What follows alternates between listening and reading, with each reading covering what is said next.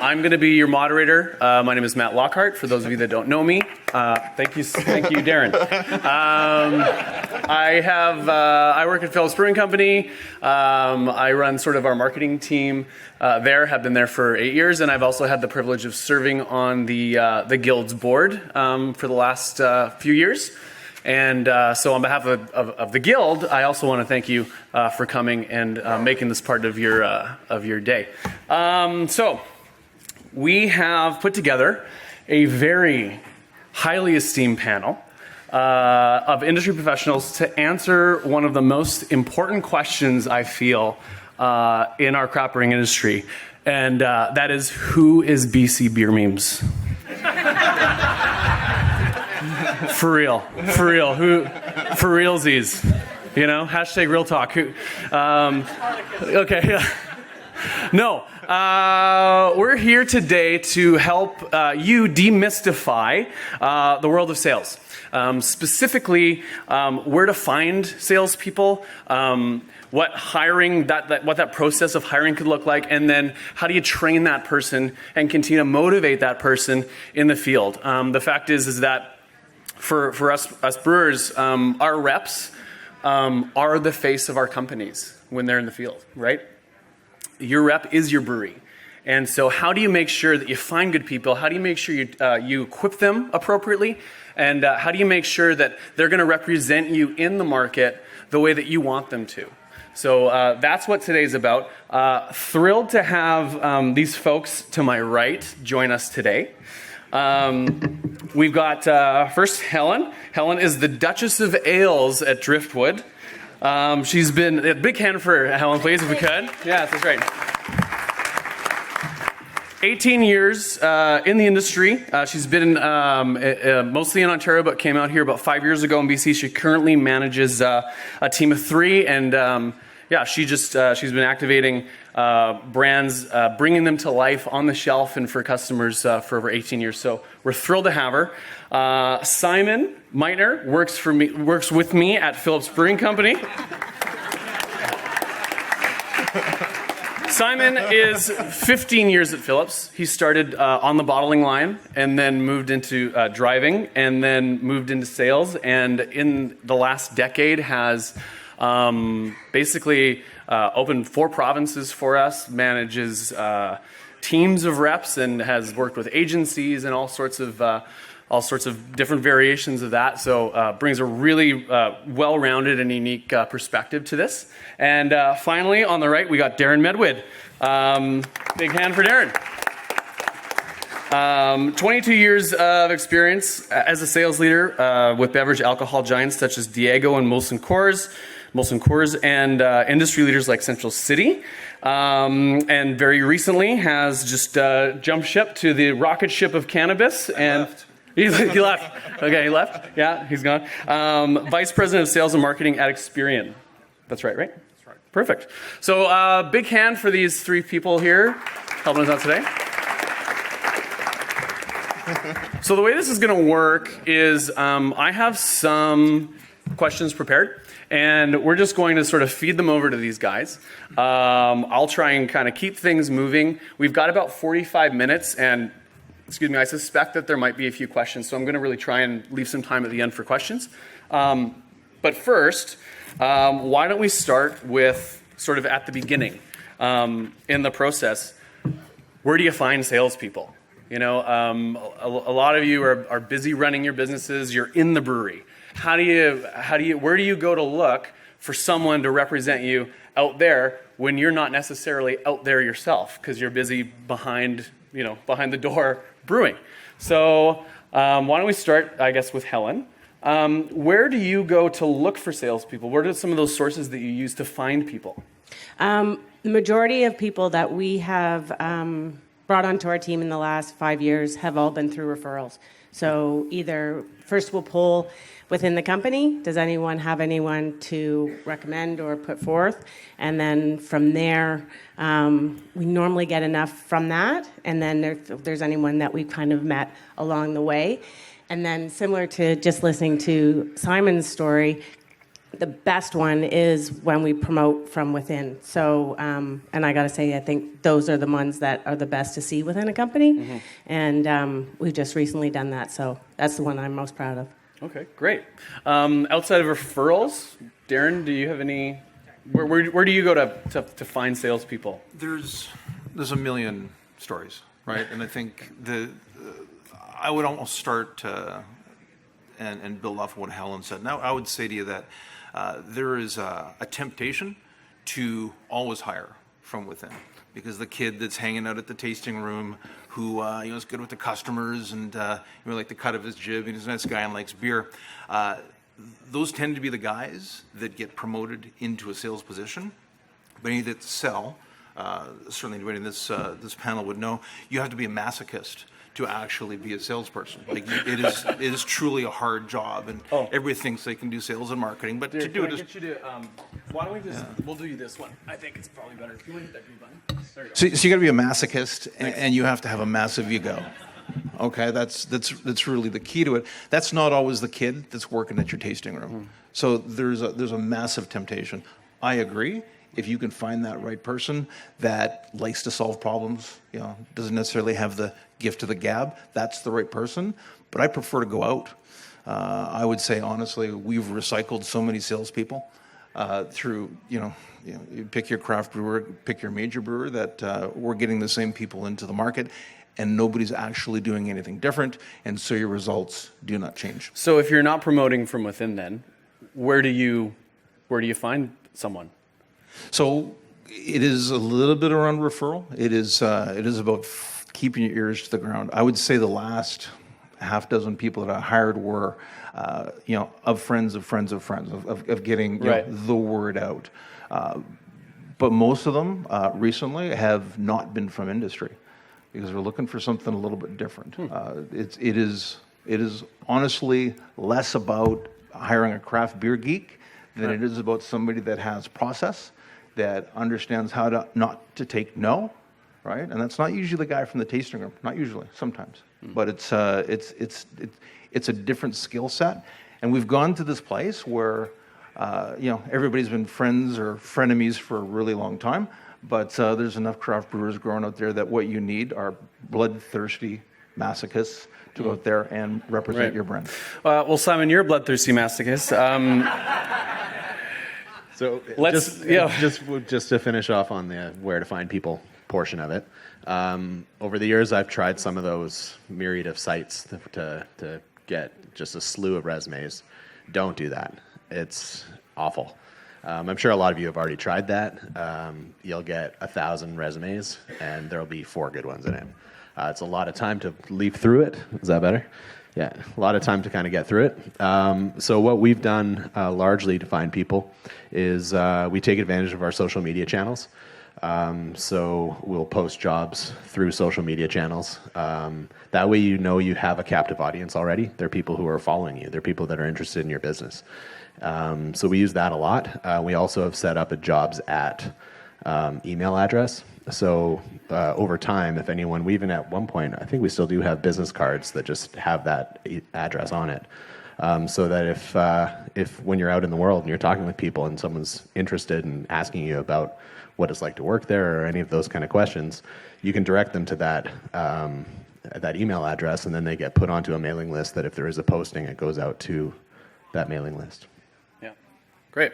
Why don't we stay with you for a sec, Si? So you get the job out there, and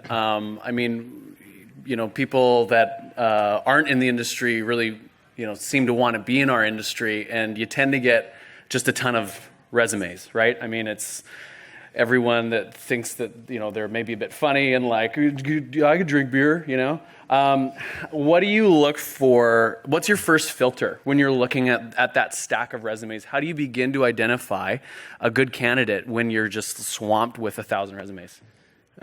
So from the get-go, when you're actually just looking at them on paper, it's tough because a lot of people will read well on paper or maybe not so well who could be a good fit. So that is a tough one to nail down. It's looking for typically, I look for experience in some form or fashion, be it in our industry or in one of the peripheral industries, be it like a server in a restaurant or bar, someone who interacts with people. As you are probably all aware, to be a good salesperson, you have to be able to talk to a myriad of different personalities. You have to be a bit of a chameleon.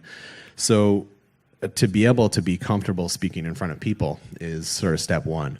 So I look for people who have experience in public-facing jobs and whittle it down from there.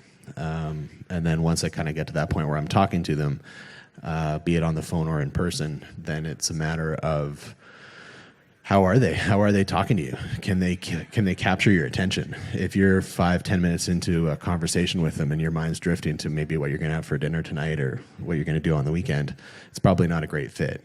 But if they capture your attention, that's a great first step for a salesperson. Mm-hmm. Great. Helen? To Darren's point, not the masochist part, but kind of stepping outside of the industry for people, you never know, right? So I would say sales experience is good, but it doesn't necessarily have to be within the industry. I came from an interior design ergonomic background before I came into beer. So the two had nothing to go together, but I was watching, I was designing things from the end user and seeing how that could come to life and that actually work for people. And then I just applied that to beer and finding ways to get that into the market, get shelf space, and then understand this is going to fit here, and then this isn't going to fit here. So then when I'm looking at people, or you're like, who could be a good candidate? It's sometimes someone who's got great sales experience, but they know nothing about the industry, and that's a good opportunity because they don't have any bias. They're fresh, but they can come in and they can kind of hit the ground running. So especially if you have a position where you've got a territory and you need someone in there a little bit quicker, and you just got to fill that hole and then take that time to kind of invest and grow and see where that person needs to go from that side. And then on the other side, if someone has a ton of beer knowledge, quote unquote, then you can take the time and you have that time where you're just going to be able to invest in teaching them some good sales practices. Then it depends. Like It all depends on what you're looking for and what the situation is, but also what speaks to you, right? What are your values? What are you looking for in your team? Because the reality is whoever you're bringing in, you're spending all your time with them. You're with them Monday to Friday. You're with them more than you're with your partner, your spouse, your family, right? So you want this to become a really, really good team. So when you're looking at the experience and all those things, anything that's going to be happening and what you need, the majority of it, you can teach that and you can train that with them. It's that other part of who they are, their character, what they're looking for, what their ambitions are, what their drive, do those align with what you want, is generally kind of where we come from, where we start. So do you, you sort of mentioned, you come at it from two perspectives almost. One is they have sales experience, but maybe not a lot of beer experience. The other being they have a lot of beer experience, but maybe not a lot of sales experience. Have you found, if you look back sort of on your career, do you tend to get better results with one or the other? They've been, in the end, they've been equal. They've all come out to be great. So, but that also comes into paying attention to what they need. And it's the whole development part. Like there's one part where that person comes up to show up and fulfill a role within the company. Then there's the other side where the company has to fulfill in that development of that person. Because you're already making an investment in them. Right. So it just doesn't end there, bi-weekly or whatever it is. Right. It also goes into, okay, well, how do you want to grow? And that's the first, anytime I'm working with anybody, I'm first and foremost, like the Duchess of Ales is like the best handle ever. Like hands down, right? I do have a technical term. I never use it. I don't really care for it. And part of it is because the word manager is in there. I don't manage anybody. They are all capable, but I mentor them and I help them and I want to know where they want to go. And that's the key. Because once I know that, then from there I can design and help them and introduce things. But again, all I can do is introduce. They're going to grab something that they love and they're going to chase down, and that will inspire and motivate them. Darren, how do you identify bloodthirsty masochists off of resumes? Like, honestly, I don't care as much where they come from, but I like problem solvers because that's really what you're trying to do. The kid that's going to walk to the door and make friends with the owner or manager, I have zero time for. Every one of those visits has to generate some sort of problem solving that mixes their problems with our solution and finding your way through that. So interior design is cool. I love that. I mean, I can actually see how that's problem solving in my head, and I wouldn't shy away from that resume ever. Right. Is there like do you sort of try and tease that out with any questions? Like, do you throw them a problem solving question in an interview, or how have you sort of activated on that? I'm embarrassed to tell you, I was trained at Diageo and Molson Coors to interview properly, and I hate it. Talk about a time when I detest it. But what I really like to do is have a conversation with somebody, get them to feel really comfortable, and then say things that they shouldn't say. But I will spend as much as 2 hours with somebody if the conversation's going well, just to kind of get under their skin and figure it out. Because it's, like you said, it's so hard to find good people, and it's so expensive when you make an error. It's if you get a problem solver and they have reasonable presentation skills, at that point, anything else can be trained. Anything. Okay. Darren, you're shrunk to the size of a penny and put in a blender. It's going to be turned on in 10 seconds. What do you do? I'm just kidding. Okay. It feels like a Google question, which is why I'm not in tech. Okay, so let's move on. You've put the feelers out there. You've got a ton back. You've sort of zeroed in on a candidate. You've taken the risk. You said, okay, this is my person. I'm going with this person. How do you then impart sort of your culture, or like I said before, they're the face of your brewery in the market. What do you do during that initial training process to ensure that there's consistency between what they're doing and who you are as a company? Maybe you have the mic, Darren, so why don't we start with you? I think it's dependent on who you've hired, to be honest. But if you start from a place where you're going to hire them and you have to coach them, like you cannot just send them into the market, with a bunch of sell sheets and a business card. If you're doing that, stop it. Like now, it's an absolute waste of time, and you're going to destroy your business. So you have to coach, right? It's not managing; it's coaching. Everybody, when you coach, has different needs, right? You have to go at it in a different way. So some people are great presenters, but they can't listen, right? Some people want to solve a problem, but they don't know how to insert themselves into a conversation.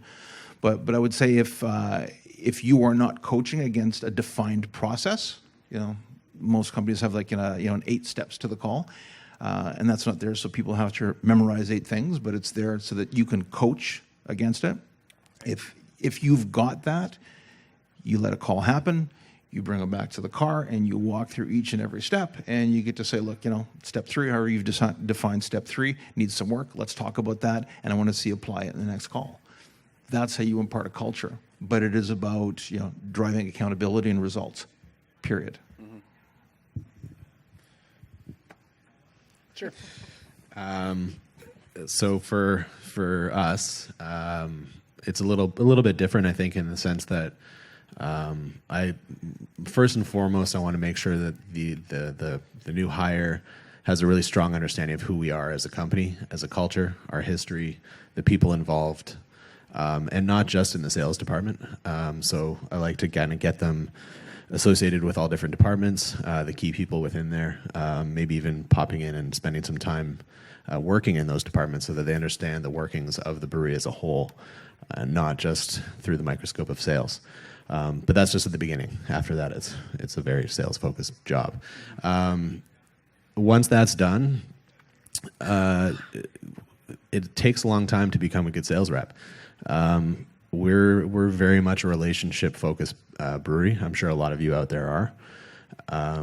When you're first starting, it's going to take a year to become a decent sales rep, especially if you don't have the experience within the industry already. You're having to meet all these people. Typically, a sales rep will hold 80 to 100 customers, maybe even north of 100. That's a lot of people, considering it's not just a manager that they're going to talk to in each location. When I go into a place with a rep, the first thing I look for is how many people in there know them. It needs to be more than just the decision maker, because they're the front lines in those places are the people that are selling your beer more than the manager is. The manager is determining that, it's going to come into the store or restaurant or pub, whatever it is. But there's a whole slew of people within there that actually sell to the customer, the end consumer, if you will. So I tell them right off the hop, if they haven't done it before, that it's going to take time. They need to be patient. Don't get discouraged. And also, they need to understand that at the beginning, it's going to be oddly lonely. There's a lot of windshield time. There's a lot of initial conversations that don't have a lot of depth to it, so you don't feel like you're really interacting with people at a level that has an impact on you. So it feels lonely, and that's tough for a lot of reps. Then when you see reps that last a hot minute out in the market, that's usually why, is they're struck by the fact that they're not having these kind of interactions they thought it would be. They thought it would be a lot of just having pints and laughs with people, but it's a hard job. Helen, do you have anything to add to that? Sort of how do you sort of onboard people? It's pretty much in a similar style. You spend pretty much close to a month with them, and everyone, they get to work with everyone within the sales team and ride-alongs, which can be really intimidating. It's, everyone's been in one. They're not the most fun. And you're always like, please not the error happen. But it's always good to kind of go to the places that are the worst and then go up from there. But at the same time, one of the cool things is that in that process, trying to help that person discover their style. Because a lot of times people don't want, I don't want to be the sales person. Do you know what I mean? But I think sales is a fantastic role, and everyone's doing it. No matter where you are in the company, everyone is selling, so to embrace that, but find your style. And I think one of the things that, and then from there, like I do like my motivational stuff, and Zig Ziglar is still, for me, my favorite. I watch them. They're dated. Well, yeah, he's awesome. Don't get cooked on the squat. That's a great one on YouTube. I highly recommend it if you're having a bad day. Southern Charm, it's amazing, but it's not for everybody. So you're kind of trying to find what works for everyone. But one of the best ride-alongs that I had, the person was extremely, extremely nervous, and they were doing a great job. But it's just they want to impress. They're just like, it's everything, and brand spanking new to sales, new to beer. And this is back in Ontario, so it was an LCBO, and going in, doing everything, and then there's nothing to say. And I'm just watching him, and he's just standing there, and it's the awkward pause. And he nailed it.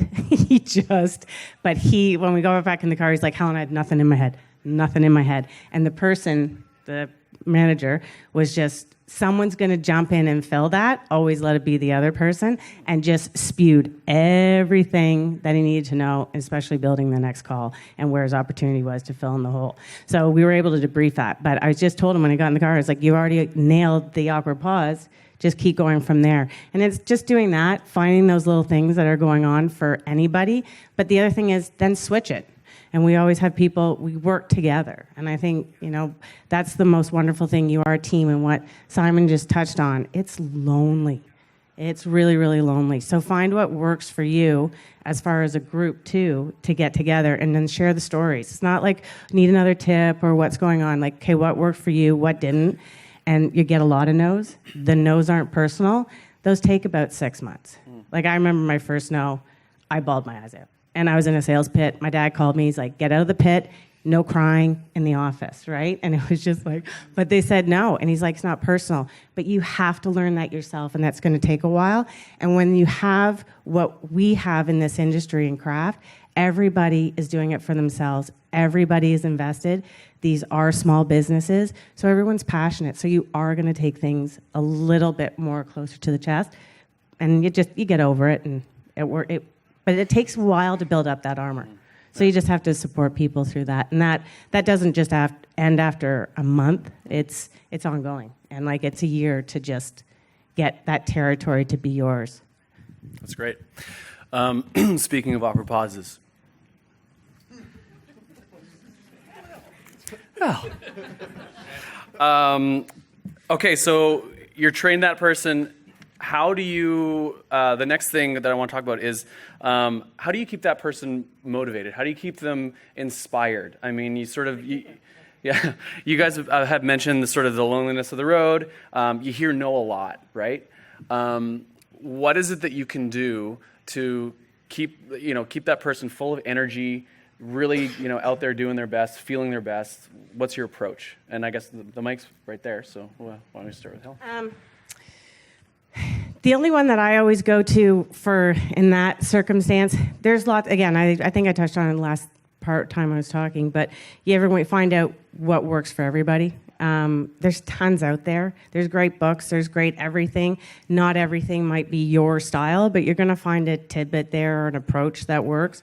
Organization is key because time management is everything in sales, especially when you're working with customers over 100 in your territory.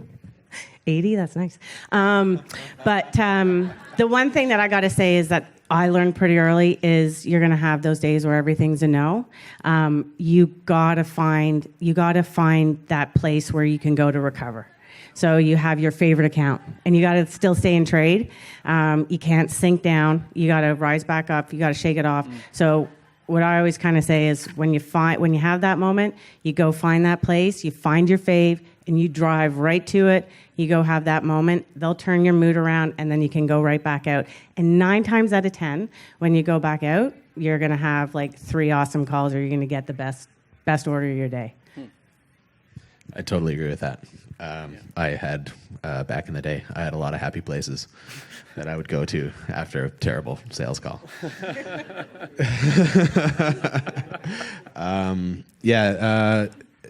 Thinking about keeping people motivated, obviously that is harder in the winter months than the summer months. Summer months are busy. People are happy when the sun is out, and so it reflects not only from the rep to the customer, but right back to that. Winter months, it's a reality that some people get a little more prickly. So when trying to keep them motivated, and you can feel, if you're talking to them, you can feel they're down a little bit or they're feeling discouraged.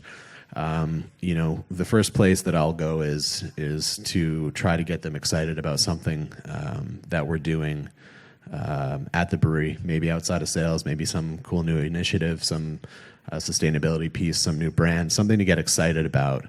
But more importantly, it's a human relationship that you have here. So if someone's feeling that way, a lot of times it's best to let them talk and listen to them and let them tell you things. Let them tell you what's on their minds, what's bothering them, and be helpful for them. Get them back on track, have them feel positive and motivated with their job, and they'll turn around and perform for you from there. Great. I'm not going to sound as nice. Yeah, no, this is great. Every day is a war, right? And there's guys here that have worked with me, and it'll never stop. And they have to understand it from day one. It's lonely. You're going to get no's. You're going to get yeses. But it is a grind. Paul, you've heard me say it. You have to dig the war. Every day on the front lines, you are going out there, and tomorrow it's going to be exactly the same. If you don't desire that, you should not be in the business, because it will never get less lonely. I mean, you guys seem like you're really nice, and I listen. I try to be as supportive as possible, but like that part can't change. It will never change. When you are hiring people, they have to know this. So especially if they don't have experience. But yeah, should there be a place you go and tie a few on after a bad day? Of course. But you got to get up and do it again tomorrow. And I wish I had something more eloquent, but honest to God, that's it. It's just, you have to hire fighters. That's great. That's why we have a panel, folks. Different perspectives. I have one more question, and then I think we can probably open up to the floor.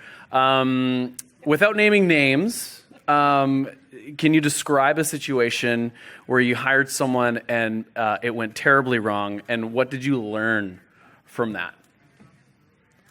So many stories.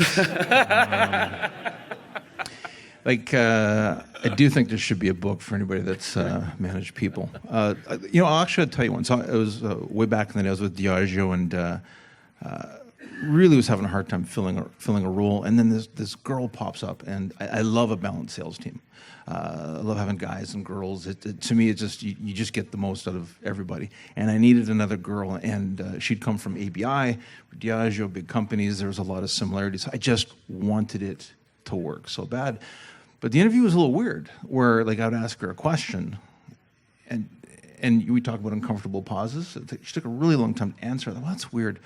But then in my mind, I'm going, oh, that's just her, thinking her way through. She's a thinker. To cut to the chase, literally couldn't get her to go into stores unless she had every tool nailed down, everything memorized, because she had to be that prepared. So now I hear pregnant pauses, and you don't get the job anymore. You had to learn that. Oh my God, it was terrible. Yeah, the way it ended was horrible too. But that's a 3-beer story. I actually don't have a lot of horror stories, thankfully. I've had a few of those ones where you have a sales rep that struggles with the fact that it's a harder job than you'd think it would be. The hours can be super long. You could be out late at night, but the expectation is still that you're up early in the morning doing your actual job. So you sacrifice sleep, you sacrifice a lot for the job, and I've lost a couple people due to that. But I haven't had a lot of horror stories, thankfully. I do remember one when I was repping, though, which is probably good for everybody to hear, in that if you're not on top of communication with your rep, especially if you have somebody who is outside of the city that you live in, there can be the tendency that they just phone it in. They're not actually going out there and visiting their customers, and how will you know unless you have a GPS on their vehicle, which I hope none of you do. But that was happening to a brewery with their rep in Victoria. And every rep in the city of Victoria knew that was happening, because his branded vehicle was parked in front of his house every day. But the company that he worked for ended up finding out, because they realized that he was not buying very much gas on his company credit card. So if ever you have an inkling that this may be happening, check the gas receipts. That's a good tip. There's not too many bad stories, which is a good thing. But there was one where it's, came down to 2 candidates. They were both qualified. I didn't have the final say, the owners did. And it came down to certain things that they were comfortable with. It was kind of a judgment call. This is going back, and this is a time when I first started in beer, you still had to wear a suit. So it's changed quite a bit. But they chose one over the other. And it kind of is, don't ever judge a book by its cover kind of story. And it was one of those things where I was like, okay, managing this person was a nightmare from the beginning. Didn't even make the 3 months. And being in a small business in a craft brewery, again, this person was similar situation outside of the home base in a different part of the province. And literally was pocketing the cash for the beer orders, the whole kit and caboodle. Yeah, wow. Nightmare. So that was one of those ones where, it was a great learning experience, but also having to deal with all of that and let someone go, but then find out that they had been pocketing that money and then having to go back and collect it. So, and the other candidate was the star and went on to get a job and have a successful career. So you never know, but you do get a feeling. And I think you should always trust that, because that's what kind of got you into this business. That's kind of what's got you to have the team that you're actually already building right now and continue carrying on with that. That's great. We have a bit of time. If anyone has a question, just raise your hand. Okay, great. Okay. I saw the one over there first.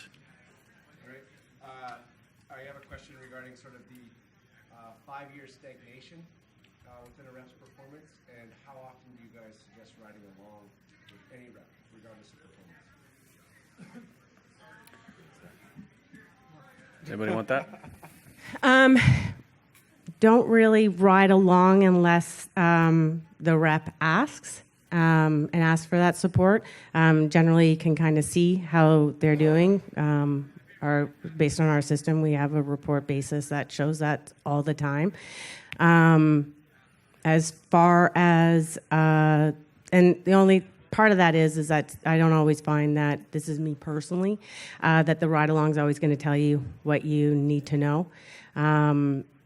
You work pretty closely with people, so generally when you see some things that they're tripping up on, you can catch them pretty quickly.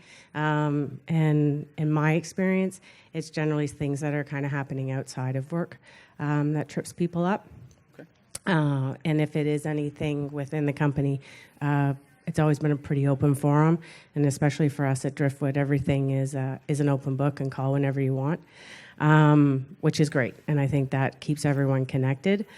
As far as that stagnation piece, again, because of the communication that we do have within our team, we're pretty on that, and there's so many factors that are going on within that sometimes it's what do you need, and then that there's that professional development that's always there, and that's fully supported. Whatever you want to track down, we will do, and then at the same time, what are the external factors that are going on, and support through that.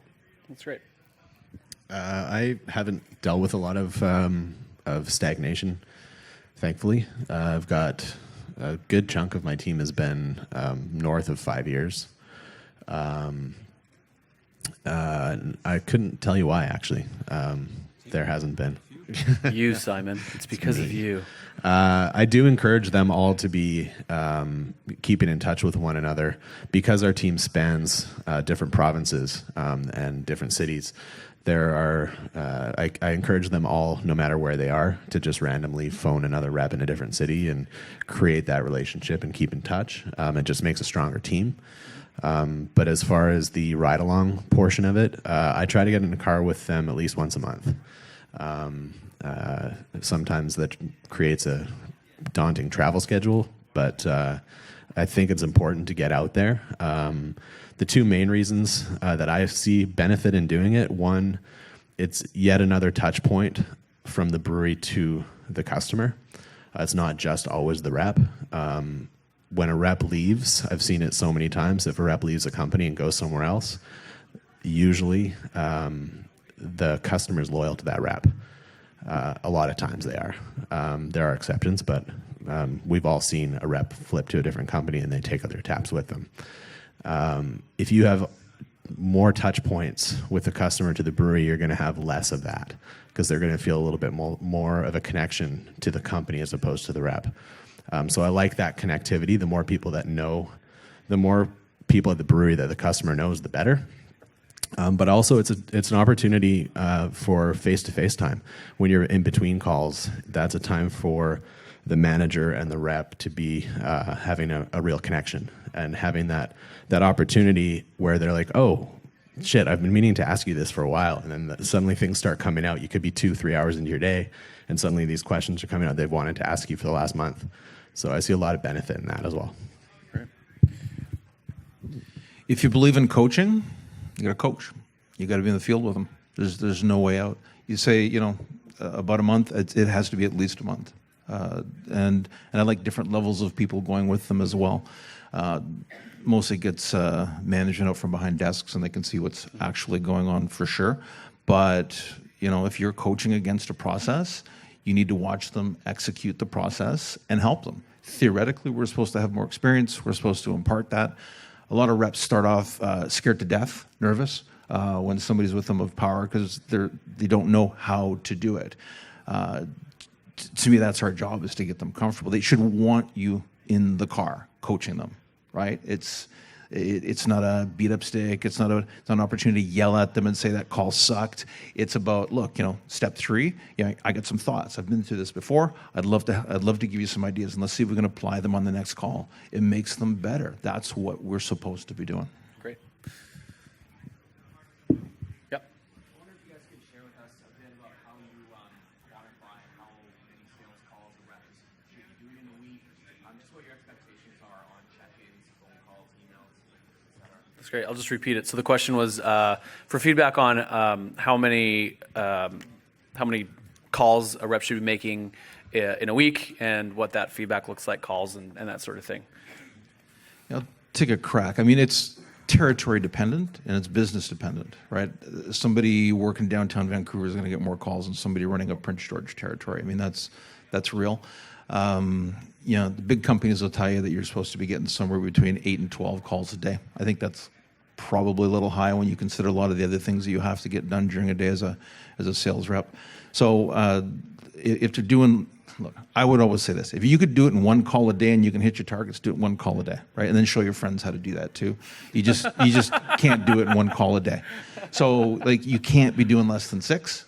All right, but if you're doing 12, you're doing what we call the DBW, the drive by and wave. You're not actually doing anything. So it's really dependent. But again, if you're in the car with them, you'll have a sense. Right. Yeah, I'm not sure where the number came from, but I've always been around that 10 mark as well, as far as an expectation for an average day. But I agree with Darren that some days you're going to get less in if they're quality calls. There's also fluctuation due to day of the week, season as well. In the summertime, the call times tend to be quite a bit less than in the winter. When you're going in January, people want to chat your ear off. But rule of thumb typically is about 10. And in regards to your question about phone calls and emails and all that kind of stuff, the unfortunate thing about the world we live in is that we have computers in our pockets, and so the expectation is that you're on all the time. It's unfortunate, but it's a reality. It could be 10 o'clock at night on a Saturday and your phone rings. The expectation is you're picking it up. I don't know if you want to add to anything. No, I think Okay, it's all pretty much. Great. Okay, we can do another question. I saw that hand actually really early too. Just 2 parts. When you're going through the interview process, do you kind of look like extracurriculars or sports? Like you're very competitive in sports background, they have that deep end sales. And what's the account threshold that you feel is good for 100 is really good, is a 200? Great. Okay, so the question was, it was a 2-parter. One, do you look for extracurriculars on resumes, sports, that sort of thing, maybe team stuff? And then the second one was, how many accounts can a rep have? What's too many? What's the ideal count, right? Yeah. Do you want to start, Helen? Yes. And then, you look at, especially at a resume, I always look at creativity, and people are kind of having fun and telling their story. But I'll honestly say that just to use that as a reference and everything, haven't done that in a very, very, very, very long time. So there's always been a kind of a face with it.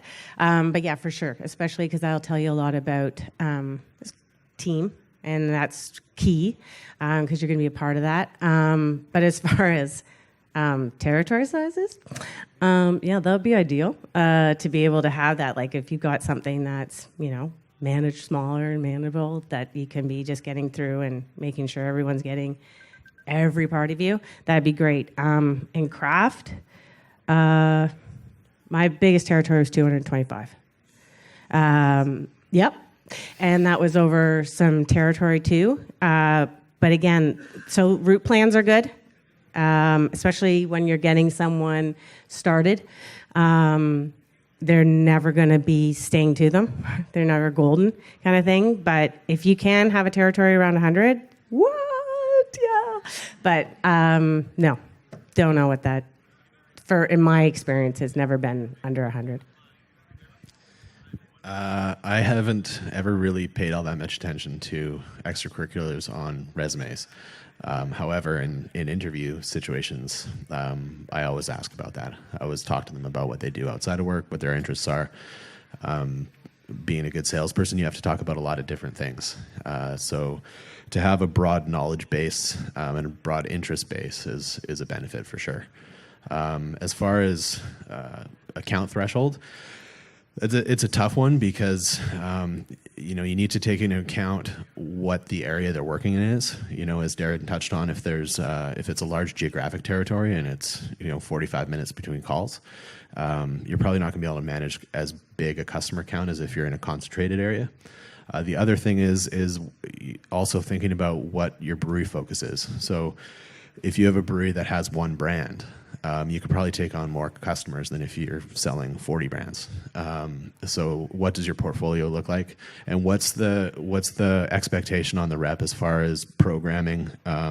Is there a whole bunch of display building involved? Is it retail focus? Is it on premise? All that stuff takes different amounts of time. So if you had a portfolio of 40 brands with a whole bunch of programming and display building, there's no way you can handle 225 accounts. So I think you got to really think through what your expectation is of the rep and what the focus is. If you have just a small core brand focus and then the periphery brands of seasonals and that kind of thing, then they could probably manage more than if it's a broader spectrum. Yeah, I won't belabor, but if it's an on-premise territory or a retail territory, totally different expectations. You can call in exactly the same amount of counts, but the on-premise guy is going to call you 62 times wanting 10 carts. So supporting the accounts is going to matter. Literally, though, I've never seen anybody be effective over 120 accounts. I just to me, that feels like the top. As for sports, I think that's neat.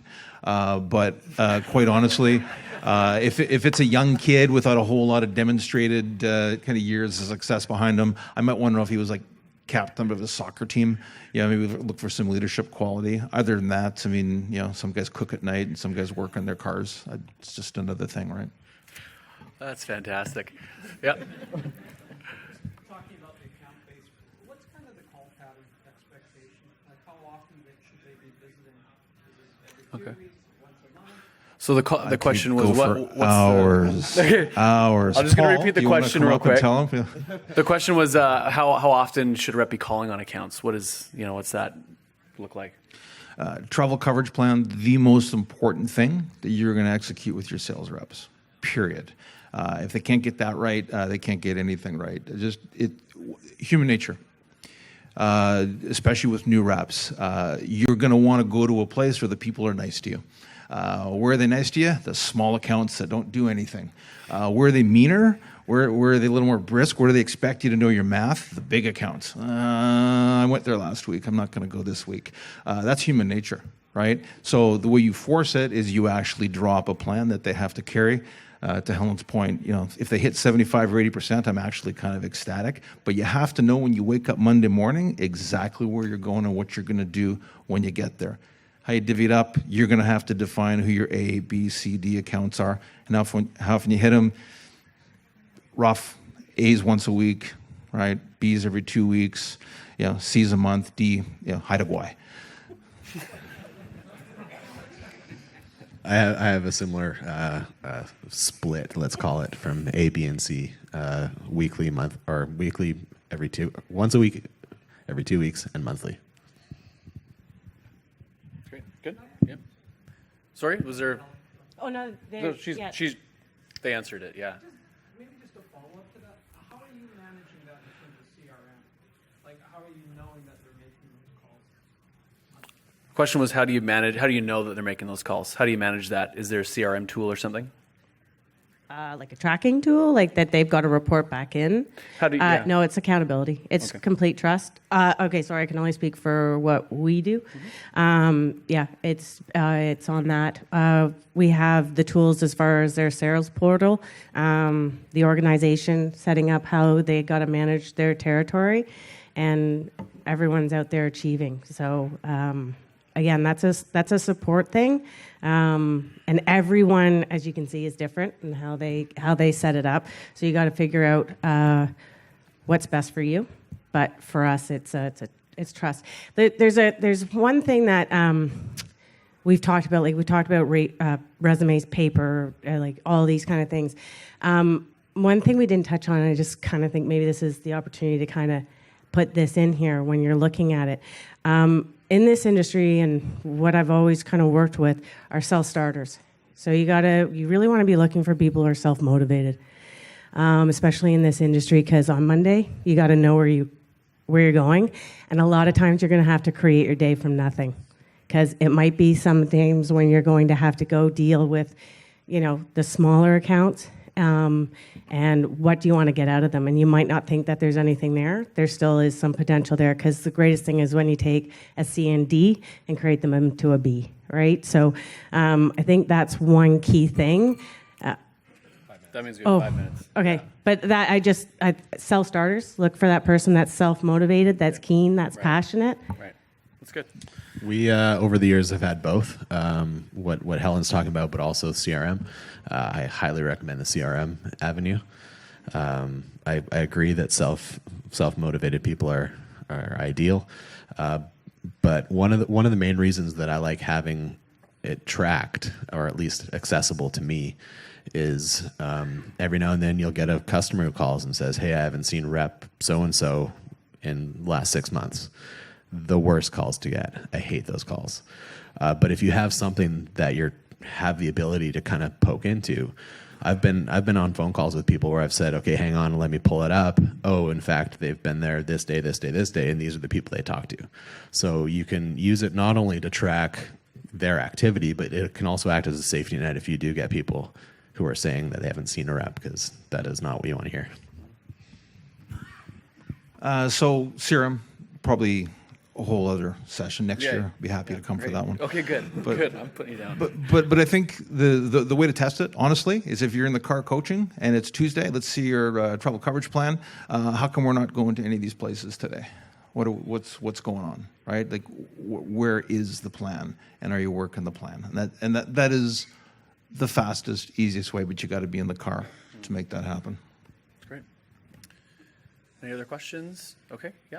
I was wondering how you determine between a commission structure versus a salary structure or a combination of both. Okay, so the question was just around compensation, commission structure versus salary structure, mix of both.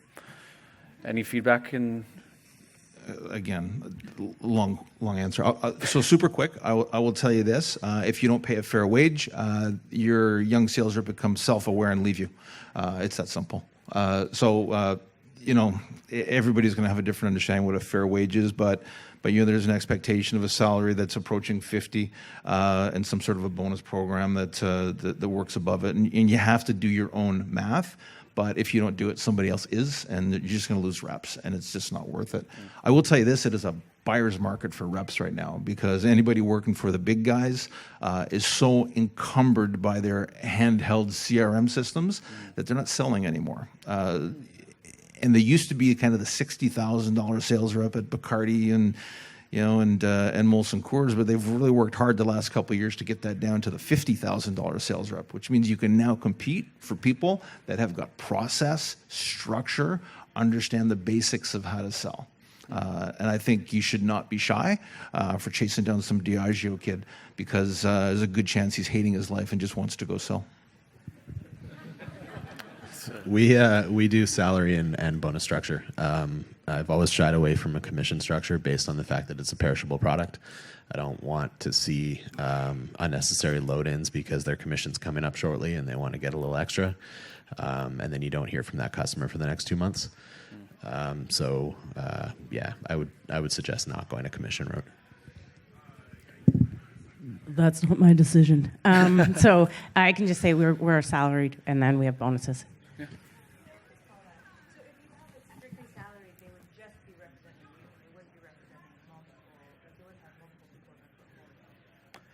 Multiple people? Breweries, yeah. So you're looking at, there's an agency structure. Yeah. Where that can happen. And then sometimes there's so many different models that you can do with that. You can have a management fee and then commissions based on that after, based on the volume you're doing, hectoliter, all different kind of things. And then if you're doing that, you do have the opportunity to have multiple brands, but we're just all breweries. Yeah, these would all be, in-house people. Okay, Yeah, I think we have agencies. time for one more question. Okay, so the question was, do you find that there's one attribute that you look for that tends to stand out and shine and make a good sales rep? No. It's a tough question. My mind immediately goes to personality. Is it a personality fit for my management style and for the brewery itself? There's a lot you can teach. You can't teach personality. Okay, I think we got to cut it off, guys. We're getting kicked out here. Can we get a big hand for our panel today? They were fantastic.